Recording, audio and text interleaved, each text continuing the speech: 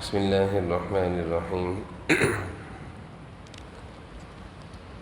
الحمد للہ والصلاة والسلام علی سیدنا محمد وعلی آلہ واصحابہ اجمعین اما بعد فاعوذ باللہ من الشیطان الرجیم بسم اللہ الرحمن الرحیم نبئ عبادی انی انا الغفور الرحیم وان عذابی هو العذاب العلیم۔ قرآن کریم میں اللہ تعالیٰ نے ایمان والوں کے دل و دماغ میں ایک تصور کو بار بار زندہ کیا ہے، اور ایک کامیاب انسان جو اس طرح کی زندگی گزارنا چاہتا ہے کہ اللہ تعالیٰ کا کوئی حکم مجھ سے نہ ٹوٹے، کوئی ایسا کام میں نہ کر جاؤں جو اللہ کی ناراضگی کا سبب بنے، تو اس کے لیے یہ تصور بہت قیمتی بھی ہے اور بہت مفید بھی ہے اور بہت ضروری بھی ہے کہ انسان کسی بھی حال میں ہو، کسی بھی جگہ ہو،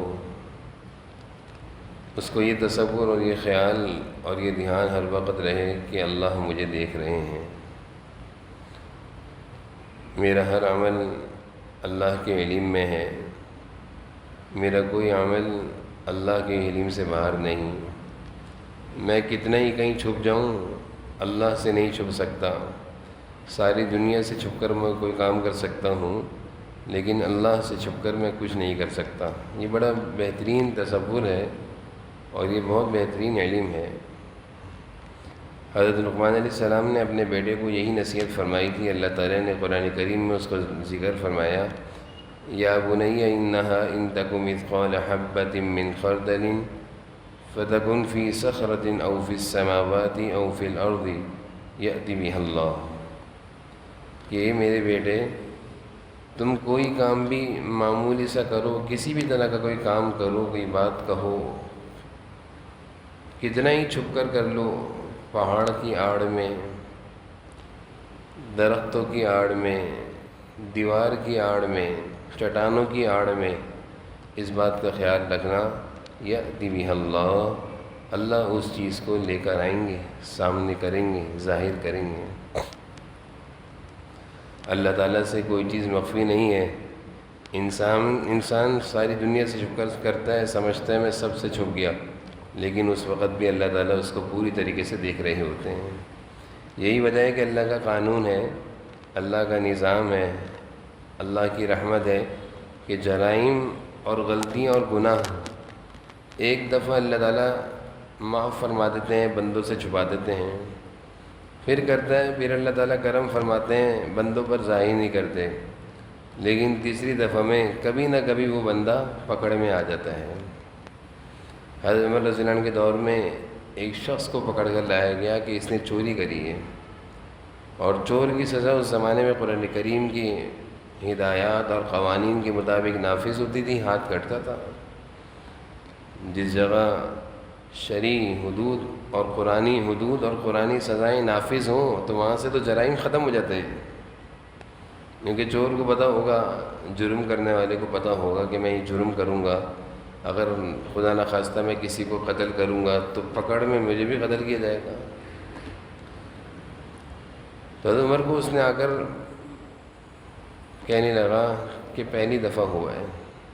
پہلی دفعہ چوری کی ہے، پہلی دفعہ ہے، معاف کر دیں۔ حضرت عمر کہتے ہیں، فرمانے لگے جھوٹ بولتے ہو، پہلی دفعہ کی غلطی کو تو، چوری کو تو اللہ بھی چھپاتے ہیں، یہ پہلی دفعہ کی چوری نہیں ہے، یہ تم کئی دفعہ چوری کرتے گئے ہو اور آج تمہاری اللہ نے پکڑ کرانی تھی، تم پکڑ میں آ گئے ہو اور تم رسوا ہو رہے ہو، سزا ہوگی تمہیں۔ بعد میں تحقیق سے معلوم چلا کہ پرانا چور تھا، کئی دفعہ چوریاں کر چکا تھا، آج اس کی پکڑ آ گئی۔ تو اللہ کا نظام ہے، قانون ہے، انسان ساری دنیا سے چھپ کر کوئی کام کر رہا ہوتا ہے، یہ سمجھ رہا ہوتا ہے کوئی نہیں دیکھ رہا، اللہ دیکھ رہے ہوتے ہیں، پھر وہ یہ سمجھ رہا ہوتا ہے کہ میں ہمیشہ ایسے ہی بچا رہوں گا، چھپا رہوں گا، اللہ تعالیٰ ایک دفعہ، دو دفعہ، تین دفعہ اس کی غلطی، اس کی چوری، اس کی حرکت کو، اس کے جرم کو لوگوں کے سامنے ظاہر کر دیتے ہیں۔ تو یہ اللہ کا نظام ہے، اس نظام کے تحت انسان کی اس میں تربیت بھی ہے، اس کو احساس بھی ہے۔ بہرحال ایک تصور ہے جو ہم اپنے اندر جس قدر زندہ کریں گے کہ اللہ کے سامنے پیش ہونا ہے، تو ہم بہت سارے گناہوں سے محفوظ رہیں گے، بہت ساری غلطیوں سے محفوظ رہیں گے۔ حضرت ابراہیم ابن ادھم رحمہ اللہ کے بارے میں آتا ہے، ان کے پاس ایک نوجوان آیا اور گناہوں کی عادت تھی، اللہ کی پکڑ کا اس کو خوف تو تھا، لیکن وہ چاہتا تھا کہ کوئی تدبیر ایسی مجھے مل جائے کہ میں گناہ بھی کرتا رہوں اور اللہ کی پکڑ سے ہی بچا رہوں۔ حضرت ابراہیم ابن ادھم رحمہ اللہ سے آ کر کہنے لگا کہ گناہ مجھ سے چھٹتے نہیں ہیں، کوئی ایسی تدبیر بتائیں کہ گناہ بھی کرتا رہوں، اللہ کی پکڑ سے ہی بچتا رہوں۔ تو ابراہیم ابن ادھم رحمۃ اللہ علیہ نے اس کو سمجھایا کہ بھائی ایسا کرو، گناہ ایسی جگہ جا کر کرو جہاں اللہ کی سلطنت ختم ہو جائے، جہاں اللہ کی سلطنت اور اللہ کی حکومت، اللہ کا نظام جہاں ختم ہو جائے وہاں جا کر گناہ کرنا۔ وہ کہنے لگا ایسا تو کہیں بھی نہیں ہے دنیا میں جگہ۔ پھر ایسا کرو کہ اللہ تعالیٰ کا کھانا پینا چھوڑ دو، کسی اور کا کھانا پینا شروع کر دو، پھر اللہ کی نافرمانی کر لینا۔ اس نے کہا یہ بھی ممکن نہیں ہے، روزی دینے والے اللہ ہیں، کھلانے پلانے والے اللہ ہیں، میں کہاں کسی اور کا کھا سکتا ہوں، کوئی ہے ہی نہیں دنیا میں۔ پھر ابراہیم ابن ادھم فرمانے لگے اچھا ایسی جگہ کرو گناہ جہاں اللہ نہ دیکھ رہے ہوں، ایسی جگہ تلاش کرو گناہ کرنے کے لیے جہاں اللہ نہ دیکھ رہے ہوں۔ وہ کہنے لگا یہ بھی ممکن نہیں ہے کہ میں گناہ ایسی جگہ کروں جہاں اللہ نہ دیکھ رہے ہوں۔ پھر حضرت نے فرمایا کہ اچھا ایک کام کرو، گناہ کر لو، مرتے وقت جب موت کا وقت ہو تو اللہ سے کہنا توبہ کی مہلت دے دیں، پھر میری روح قبض کر لیجیے گا۔ یہ منکر نکیر آئیں گے تو ان سے کہنا رک جاؤ ذرا توبہ کر لوں۔ یہ روح قبض کرنے والا فرشتہ آئے گا تو اس سے کہنا ذرا 2 منٹ کی مہلت دے دو توبہ کر لوں۔ تو وہ کہنے لگا حضرت یہ بھی ممکن نہیں ہے، یہ کیسے ممکن ہے کہ میں مہلت مانگوں؟ مہلت تو کسی کو نہیں ملنی، لمحے بھر کی مہلت نہیں ہے، جب موت کا وقت آئے گا۔ تو پھر آخر میں حضرت نے فرمایا اچھا ایسا کر لو کہ اللہ تعالیٰ کل قیامت کے دن تمہارے اس گناہ پر جہنم کا فیصلہ کریں گے، تم قبول نہ کرنا۔ وہ کہنے لگا حضرت یہ بھی ممکن نہیں ہے، یہ کیسے ممکن ہے کہ میں اللہ کا فیصلہ قبول نہ کروں؟ وہاں تو اس کے سوا کوئی چارہ کار نہیں ہوگا۔ حضرت نے فرمایا کہ بھائی جب اتنی تمہیں معلوم ہے کہ نہ تم اللہ کی سلطنت سے نکل سکتے ہو، نہ اللہ کا کھانا پینا چھوڑ سکتے ہو، نہ اللہ سے چھپ سکتے ہو، نہ توبہ کی مہلت مل سکتی ہے مرتے وقت، تو پھر کیوں اللہ کی نافرمانی کرتے ہو؟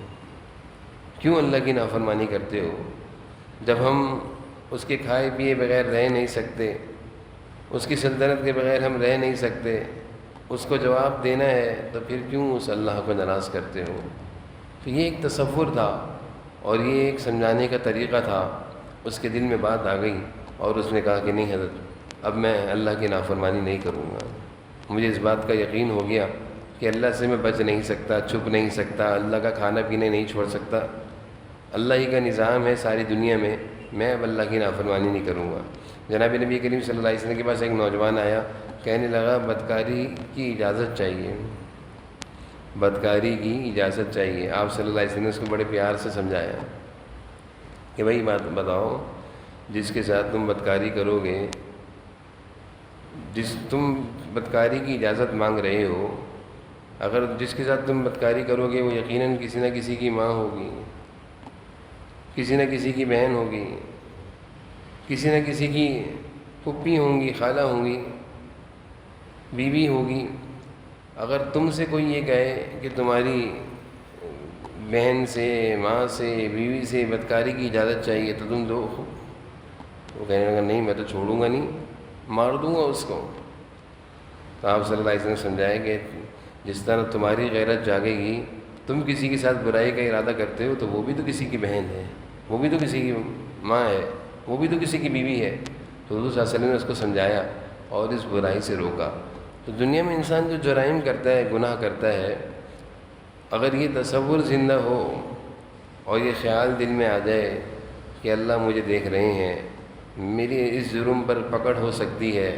مجھے لوگ بھی، انسان بھی پکڑ سکتے ہیں، میں اللہ کے ہاں بھی پکڑا جاؤں گا، میں دنیا میں بھی ذلیل ہوں گا، میں آخرت میں بھی رسوا ہوں گا، اللہ کی نظروں سے بھی گروں گا، بندوں کی نظروں سے بھی گروں گا۔ تو یہ ایک ایسا تصور ہے کہ اس تصور کی برکت سے ہم بڑے بڑے جرائم اور گناہوں سے بچ جائیں گے۔ قرآن کریم میں اللہ تعالیٰ نے اس تصور کو بہت ساری جگہوں پر بیان بھی فرمایا ہے اور ذکر بھی فرمایا ہے۔ ان ربک لبالمرصاد، کہیں اللہ فرماتے ہیں کہ اللہ تعالیٰ تمہیں ہر جگہ دیکھ رہے ہیں، کہیں فرماتے ہیں الا انہم یثنون صدورہم لیستخفوا منہ الا حین یستغشون ثیابہم یعلم ما یسرون وما یعلنون، تم پردوں میں چھپ جاؤ، تم کپڑوں میں لپٹ جاؤ، تم کتنے ہی چھپ چھپا کر کوئی کام کرو، یعلم ما یسرون وما یعلنون، اللہ کو سب خبر ہے، اللہ کو سب خبر ہے۔ تو اس تصور کو ہمیں اپنے اندر زندہ کرنا چاہیے تاکہ جرائم سے، گناہوں سے، اللہ کی نافرمانیوں سے، ناراضگیوں والے کاموں سے ہم بچیں اور اللہ کی مرضی اور منشا کی زندگی گزاریں۔ چلتے پھرتے اس تصور کا خیال کرنا چاہیے کہ اللہ مجھے دیکھ رہے ہیں، اللہ مجھے دیکھ رہے ہیں، اللہ مجھے ہر حال میں دیکھ رہے ہیں، میرے ہر عمل سے اللہ باخبر ہیں، میرے بول سے اللہ باخبر ہیں، میرے تمام کاموں سے اللہ باخبر ہیں۔ اس چیز کو سوچتے رہنا چاہیے، اس سے یہ تصور، یہ خیال زندہ ہو جائے گا کہ میں اللہ سے کوئی چیز چھپ کر نہیں کر سکتا، اور اگر کی تو سزا ہے، آخرت کی سزا ہے۔ اللہ تعالی ہم سب کو سمجھنے کی اور عمل کی توفیق نصیب فرمائے۔ آخر الحمدللہ۔